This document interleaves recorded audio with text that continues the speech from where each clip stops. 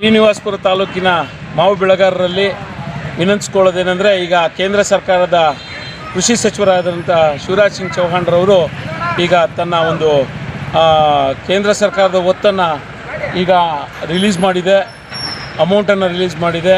ಆ ಮೊತ್ತವನ್ನು ಈಗ ರಾಜ್ಯ ಸರ್ಕಾರ ಮತ್ತು ಕೇಂದ್ರ ಸರ್ಕಾರ 50-50 ಅನುಪಾತದಲ್ಲಿ ನಮ್ಮ ರೈತರಿಗೆ ಹಣವನ್ನು ನೀಡೋದಕ್ಕೆ ಸಜ್ಜಾಗಿ ನಿಂತಿದೆ.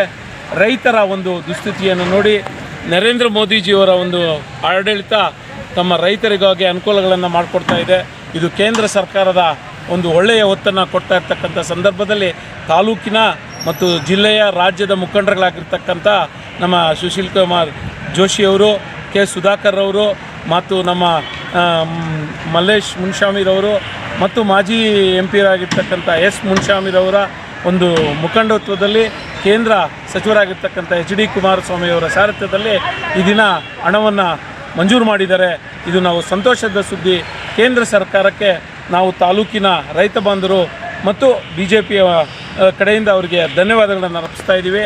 ನಮ್ಮ ಎಲ್ಲ ರೈತರಿಗೂ ಒಳ್ಳೆಯ ಅನುಕೂಲ ಮಾಡಿಕೊಡ್ಬೇಕಾಗಿ ಮತ್ತೊಮ್ಮೆ ತಾವು ಎಲ್ಲ ಸರ್ಕಾರದಲ್ಲಿ ವಿನಂತಿಸಿಕೊಳ್ಳುತ್ತಾ, ಏನೇ ಬಂದರೂ ರೈತರ ಕೈ ಹಿಡಿಯಬೇಕು. ತಾಲೂಕಿನ ಶಾಸಕರಾಗಿರ್ಬೋದು ಎಲ್ಲರೂ ಈ ಒಂದು ಹೋರಾಟದಲ್ಲಿ ಭಾಗಿಗಳಾಗಿ ಈ ಒಂದು ಇದಕ್ಕೆ ನಮ್ಮ ಮಾವು ಬೆಳೆಗಾರರ ಅಧ್ಯಕ್ಷರಾದಂಥ ಚಿನ್ನಪರೆಡ್ಡಿ ಅವರು ಒಂದು ಹೋರಾಟ, ಎಲ್ಲ ರೈತ ಮುಖಂಡರುಗಳು, ಪ್ರತಿಯೊಬ್ಬ ರೈತ ಮುಖಂಡರ ಹೋರಾಟದೊಂದಿಗೆ ಈ ದಿನ ರೈತರಿಗೆ ಈ ಒಂದು ಸಹಾಯಧನ ತಲುಪುವ ಸಮಯ ಬಂದಿದೆ. ರೈತರಿಗೆ ತಲುಪಲಿ ಅಂತಲ್ಲಿ ಬೇಡ್ಕೊಳ್ತಾ ನಾವು ಕೇಂದ್ರ ಸರ್ಕಾರಕ್ಕೆ ನಮ್ಮ ವತಿಯಿಂದ ಧನ್ಯವಾದಗಳನ್ನು ಅರ್ಪಿಸ್ತಾ ಇದ್ದೀವಿ.